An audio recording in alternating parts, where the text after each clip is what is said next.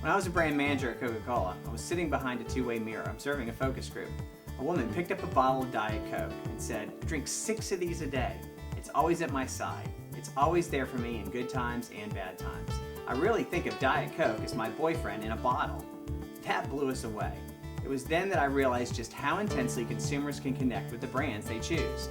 And I thought business people need to start connecting our brands with consumers the same way we connect with the important people in our lives. In short, we need to figure out how to make consumers fall in love with our brands. Like our own relationships, it's not going to happen overnight. The first step is to truly get to know them and know them intimately.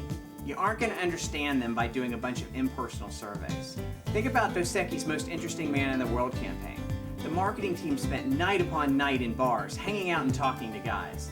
They found that these guys had a fear of being boring, that they didn't have enough good stories to tell. They sought to be interesting. They wanted to have the funny story, the incredible story to share with others. As a result, the Most Interesting Man in the World was born, and a regional brand became a national sensation almost overnight, and was even spoofed on Saturday Night Live. When a crisis occurs, we might find that much of what we work for can be quickly destroyed. It's how we handle the crisis that determines if we can survive it. In the span of 24 hours, the Atlanta Falcons saw their former star quarterback, Michael Vick, be sentenced to 23 months in federal prison for dogfighting, and then saw their coach quit in the middle of the night. Talk about having to start from scratch.